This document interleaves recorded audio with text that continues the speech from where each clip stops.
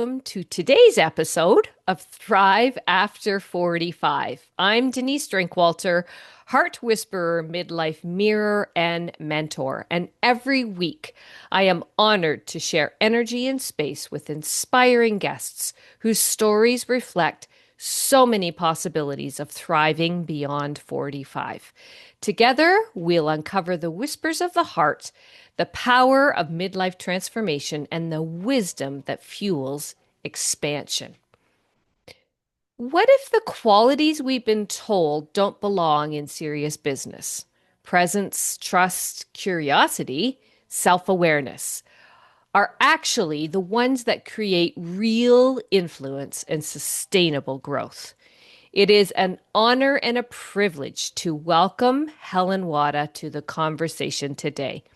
Helen began her career as a chartered accountant at Arthur Andersen, never imagining a role in sales. In fact, actively avoiding it. And yet, over nearly 3 decades, she found herself at the heart of commercial leadership, gaining deep commercial experience during the integration of Fox Family into Disney, studying organizational change to better understand people, and building a consulting career at KPMG that led her to become a global client leader responsible for creating new business across the firm. Life, as it does, reshaped the path. Motherhood, coach training in 2015, and later early stage breast cancer as she was leaving KPMG. Helen took intentional time to be with her 2 boys and to reorient around what truly mattered. Today, she's the founder of the Human Advantage, a leadership development and executive coaching business working globally with nearly 200 individuals already supported through her programs. Through her human framework, her book, Human Wise, and her work as a coach and speaker, Helen challenges the idea that commercial success and human-centered leadership sit at opposite ends, revealing instead how meaningful conversations, trust, and presence are the real drivers of growth. Welcome to our show today, Helen. I can't wait for this conversation. Thank you, Denise. And what a warm welcome. It's an absolute delight to be on your show. And when we were connected, that whole Thrive After 45, it really struck a chord with me Mhm. because when I think back, I was 45 when I made probably the biggest leap of my career, which was to set up on my own and set up the Human Advantage. Um, and it had never really been in the plan. That was never something that I'd dreamt of at the age of 21. I think you said it there. I actively sought time away from sales, let alone leaning into it. And then I found myself leading teams and winning work. And I was like, well, what is this? People are like, well, you're selling. I'm like, oh, yeah, I am. Why am I good at what I do? And that was the question that Mm. got me started and started the shift, just before 45 and then at 45 to go, if I don't do it now, when am I going to do it? Right. Yeah. Isn't that a question that lands in a lot of our minds? If not now, when? Yeah. And then I find a lot of us, women in particular, have that thought, but never move that needle. The question is always there. And isn't it interesting, like how your ability to step back and what caused that to happen was a big event in your life, right? It really was. And, we're talking from opposite sides of the world, but Yeah. actually, it was a trip to Canada back in 2019 when I started the juices flowing of what do I do? So we went on a big road trip out in the West Coast and wonderful time. And it was that big break, the boys were sort of 8 and 6. Just trying to think now, they grow up so quickly. And we had a wonderful time. And I came back to my husband and I said, I haven't really thought about my career. What am I going to do? We got through the baby years. Right. I was in a place where I was thriving, I was loving the role, but I felt that there was more, a bit like what you said, Mm, you know, I felt that there was more. And it was starting to create some space to mhm, think, well, what is it? If I'm going to do something, what is it? And people had said to me, why are you good at what you do? And I mm. didn't know, Denise, because I'd never wanted to do sales. And Right. it was that question. And as a coach, you know, you get this, right? The Mhm, power of a really good question. yep, Why are you good at what you do? mhm, And it was that that really spurred a thought. And I talk about it in the book that, you know, I started to scribble and started to think about things and what is it, this commercial focus, but yet we need to be more human centered in mm, organizations because it was just all about, you know, new targets and what are we going to do. And for me, I truly felt that there had to be a different way. mhm. And I was operating a different way. I wasn't the same as my peers. You know, when I looked at businesses that I worked with, I was a bit different, but Yeah, I was also successful. And so I thought, right. you know, what is it? I've always been somebody that wants to help others, wants to, you know, support others to grow and develop. And unless I could say what it was that I did, I couldn't help them. So it's trying to codify, how do I codify what I did Mhm. for the benefit of others? And that's really where it started. Was that a challenge to be able to do that deeper work? Yeah. Yeah, It took a long time. I mean, you quoted, you know, yeah, we're working with over 200 individuals, and that number is growing weekly, monthly now. Um, but actually, whilst I've been out of the traditional corporate world for 5 years, yep, it took about 18 months of mhm, deep work yep, to get to where I've got to. So anybody that's kind of looking at doing something different, and I've had many that have been alongside me, they've reached out, and I said for me, it yep, was about 18 months. So I had yep, 6 months of decompression. Now, you mentioned at the outset, just as I resigned from KPMG, I went for my medicals and all, and basically I got diagnosed with something called ductal cancer in situ, which is stage 0, effectively breast cancer. Um, and I was very lucky. They were incredible. They took me mm, back. They said, forget that you ever resigned. We'll support you. I was very lucky. I've been there 16 wow, years. Um, and then ended up with a lumpectomy and some radiotherapy. I got away without chemotherapy. So, you know, I was very nice. fortunate that we caught it early. But basically, the whole of 2021, Hmm, I just stopped. And hmm, I think it was, yes, it was about the boob, but actually it was about more than that. It was about right. 25 years of working hard, playing hard, having a family, keeping going. And I don't think we realize what it does to our bodies. And Mm, so my GP was also incredible. And they were like, you just need, because I was thinking about, you know, building new relationships, thinking about the business. And she's like, you just need to stop. yeah. And it was that permission to close the laptop Mm, hmm, and basically recuperate. And so I had about 6 months that it was decompression. yep. And then 6 months of, okay, so what is this? You know, you've made a decision. What are you going to do with it? Hmm, To sort of curate it. And that start of the deep work. And then it was like, okay, so what does this look like? So for me, it really was a journey. hmm, And I work with others. I work with a brilliant coach called Paul Golding, who I used to know at KPMG. He had set up on his own as well. And it was him that I still attribute it, and I attribute it in the book. He said to me, well, what can you do with the human? Because I already had the mm, human advantage.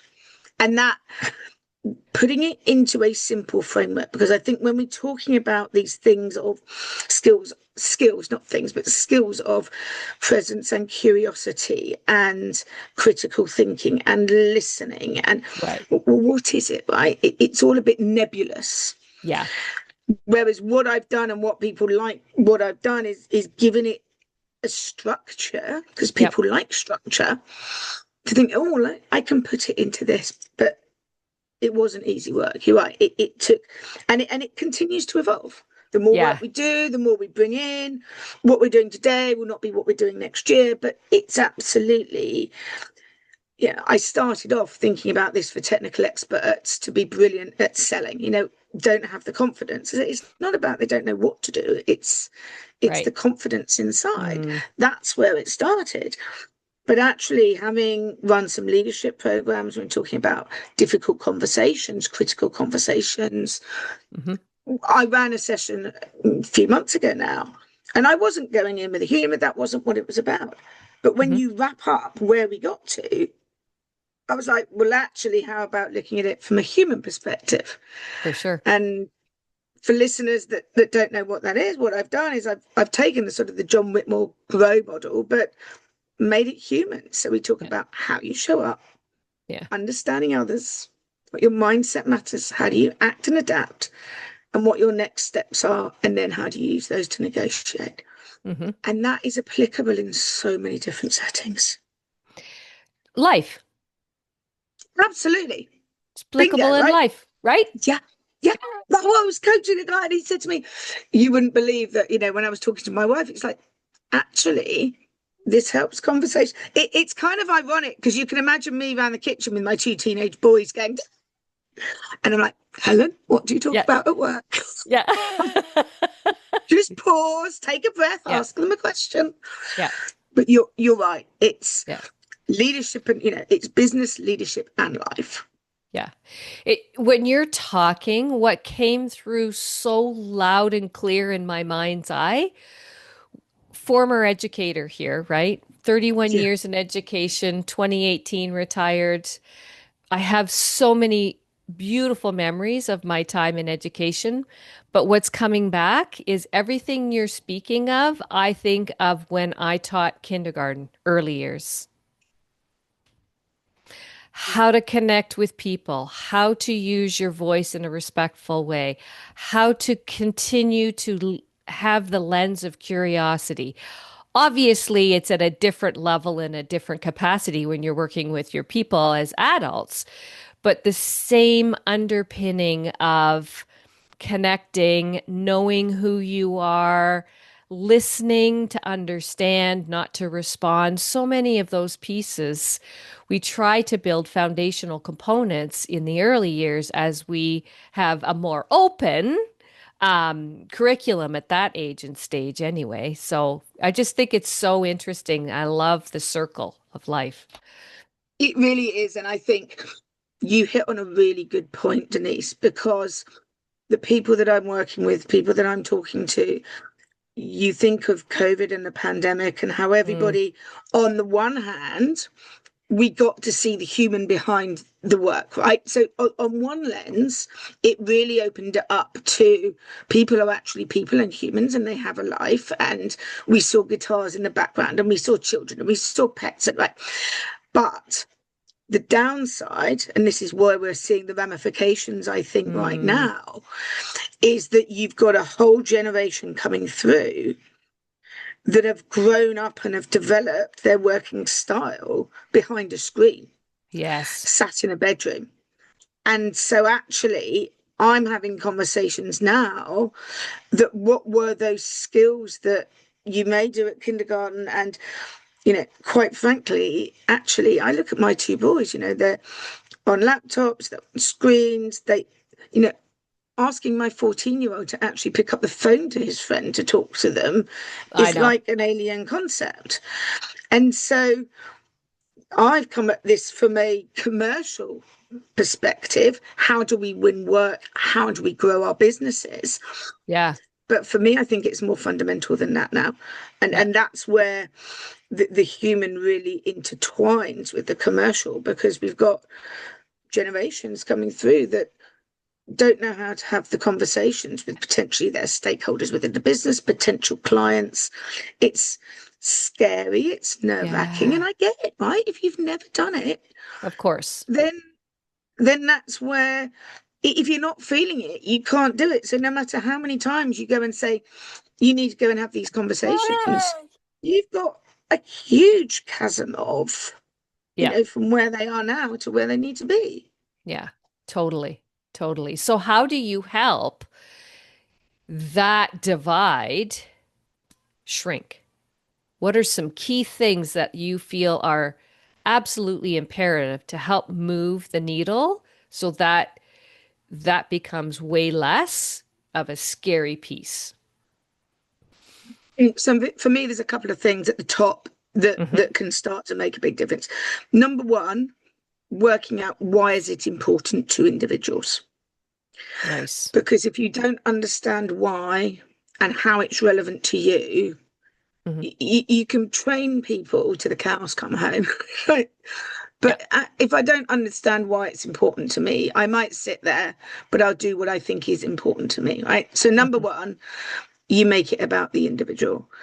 And number two, for me, I don't think you can train to a certain extent, but for Yeah. me, this is where the power of coaching comes in Yeah. because you have to get under the skin of what are my limiting beliefs, what's stopping me, and it Hmm. will be different for each and every individual. And I think we're also at a point that there is a recognition that we're all individuals, everybody comes at things from different, and let's face it, our careers ebb and flow over time, Hmm. whether you're a mother, a father, a carer, an Yeah. individual, you're globally mobile, you want to be closer to home. We what's right for me isn't right for you.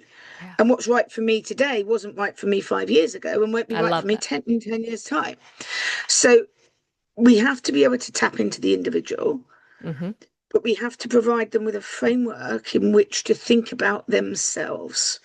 Love that. And that for me is the difference. And creating the space and trust Yeah. to connect. I mean, I've had people when we've been running our coaching programs say, what do people think when they walk into the room? And I was like, oh, that's just what we do. That's what I do from a coaching perspective. So Hmm. I'm stretching Right. what you and I know as from a coaching muscle Hmm. and bringing it in and putting a commercial lens on it to say, okay, why is this important to you? Your business, it may be beneficial for your business to help you win more work, but actually, why is that Right. important to you? Is it your career? Do you want to progress up the firm? Do you need to win? Or maybe do you want to look elsewhere in time and you need to build your external network? Hmm. So tapping into that individual piece and coaching Yeah. effectively. Yeah. I love that. I love that. What is the difference about what you do and why should people work with you? Great question. Well, great question. The difference is we Hmm. put human at the heart of winning work. So as a great coach, Denise, you will get that for me, coaching has been, you know, there's different ways that people think about coaching. Do people really understand what it is? Is it mentoring? Is it leadership? We've all seen coaching skills for those of us that know leader as coach. We know that these skills, and quite frankly, coaching skills are human skills. Hmm. It's just a very different way. What I have done is taken these coaching skills and said they can be directly linked to growing your top and bottom line. And that's the difference. So, what we do is we put human centered skills at the heart of winning work and building relationships. Love And it. yes, there's other things that you can train around and discipline, but again, it comes back to coaching. It's how do you build your resilience? How do you keep the accountability? Where are your accountability partners? How are you reviewing what you do? The talk about review, reflect, reframe, repeat, right? This is a coaching approach to building and sustaining and growing your top line. Right. So Right. that's the difference. Right. And so it doesn't become one or the other. It's one One. seamless integrated approach Hmm. that in a world where we don't know where the next opportunity is coming from or the next technological advance is going to hit us, Yeah. we have to be in conversations to to create insights in a world that we don't know where the answers are coming from, Hmm. right? Yeah. Yeah. Yeah. I love what you're saying because it's helping people. The way I see what you're sharing is helping people ground in who they are and what their purpose is within the connection of their job, whatever that is that they're working through and on. Yeah. It's saying, where do you want to get to? Yeah. What is important to you? Yeah. And first ground yourself in why you. So Yeah. that's the Yeah. starting point. Right? It's the starting point. Why are you? Yeah. And I don't think any of us take enough time. You talked at the beginning about how long did it get you to do the deep work. Yeah. I often ask people in coaching, who are you?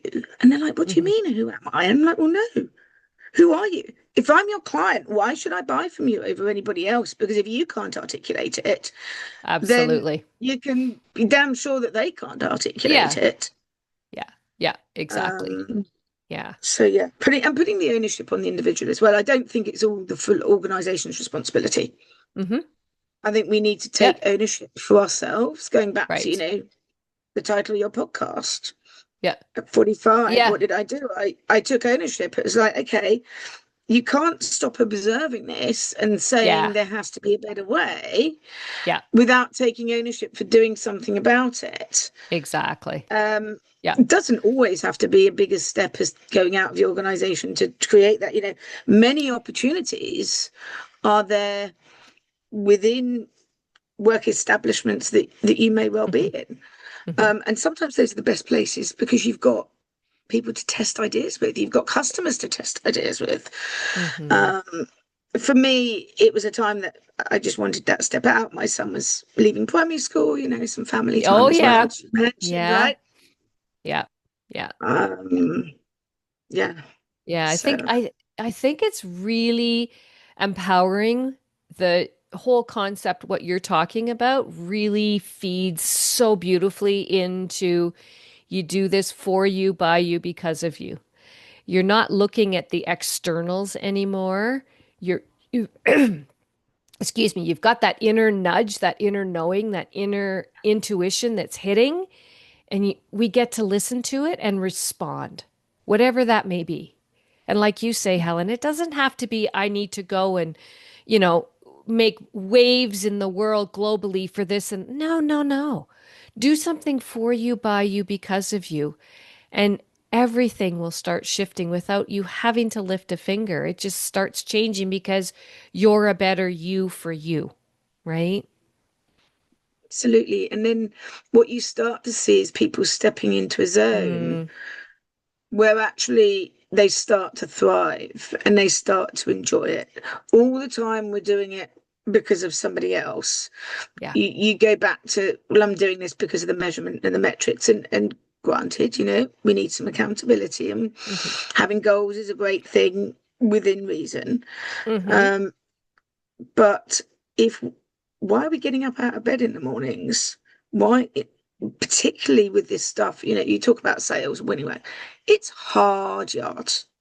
It's any business today is Hmm. hard. The competition is increasing, the relationships are less sticky. You've got Yeah. procurement coming in to try Hmm. and lower prices, more for less. Yeah. So you have to have an inner drive to know why you're doing it. Um, but you're right, it doesn't have to be solving the world. One of the things I talk about in the book and programs that we do is, I think if you rewind 5, 10 years, purpose had a big agenda. Yep. If you couldn't link what you were doing to your bigger purpose, then, what were you doing it for? And actually, I struggle with that. And Hmm. I really struggled with that. And so, actually, for me, I work with people to say, well, break it down. Yeah. What's your holistic purpose? What's really important for you, for Mm. your family, for your Yep. beliefs? Yeah. And then we can get to work purpose. Well, how does work then enable that? And if Right. that is to give me a paycheck, to put the Hmm. food on the table for my family, to grow my family and to have great human beings, that's awesome, right? We don't need Absolutely. to be doing any more than that. And I think sometimes there's that pressure to do more and link it all in, and but breaking it up into different things. Okay, so this is what you do for work, but then so Hmm. what's your job purpose? What Hmm. is the purpose of your role? Why are you doing it? And Hmm. then so what does that mean on a day-to-day basis? And I think taking a step back, not every day because you'd be constantly thinking, but once a year, maybe in the Yeah. summertime, Yeah. why am I doing this? Right. Yeah. You take it down to meetings that people have in every day. It's like I'm working with people. They're like, why are you going to that meeting? Mm-hmm. Oh, I don't know. It's always been in my diary. It's like, yeah, Yeah. okay. I, Yeah. what decision are you making? What Yeah. actions do you need? What input? Yeah. And Exactly. before we came on, we were talking about the fast pace of Right. life right now, right? And for me, there's something about how we link all of this to actually Mm. taking a step back and saying, what are we doing and why are we doing it? Mm-hmm. Particularly with AI coming at us like a tsunami, right? Yeah. Totally. Totally. So, what do you think then success will look like in 10 years from now?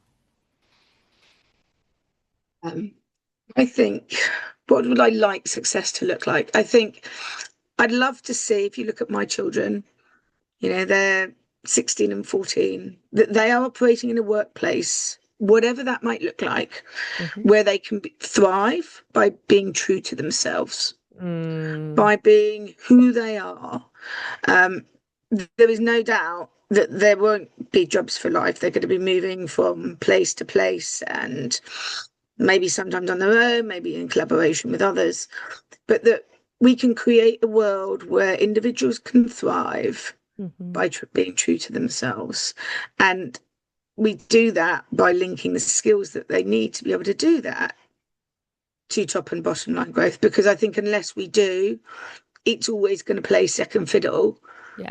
to what your shareholders want. Like it's always and that's why I'm so passionate about what we do at the Human Advantage. You asked earlier about what's the difference. Yeah. We absolutely link why that is important and why it's critical to win new work, to create different relationships. Because if you don't have that diversity of thought, you know, Yeah. I get on with some people, I don't with others. It's the same with people that I'm coaching. Yeah. It's having that recognition Right. that we can bring ourselves to the workplace. And honestly, 10 years from now, I'd like to see more of it in schools. You talked about education at Hmm. kindergarten. I just certainly in the UK, it's not there yet. It's still so traditional Hmm.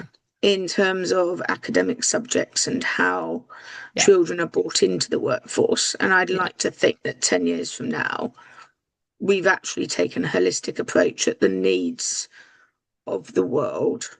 Yeah. I totally agree with you. In terms of the education piece, we're still eons behind. And it's just, what can we do as a collective to help the whole world move in a way? And I love what you're saying in terms of being able to be your true self in life, wherever you are. That I love. That would be huge success in 10 years for now. And I'm so glad you're doing the work you're doing because you are a big catalyst for this coming true. Thank you. I feel that I'm on the cusp of Oh, something. oh, Um, there was an article in the Sunday Times in the UK yesterday, and it talked about how organisations are reshaping the world for graduates and things. But there was another line: we need to develop these, and it even had it in quotation marks, Denise, human skills. I'm like, no shit. knock, knock, Would you knock. like to read my Hello. book? You should Um, send it.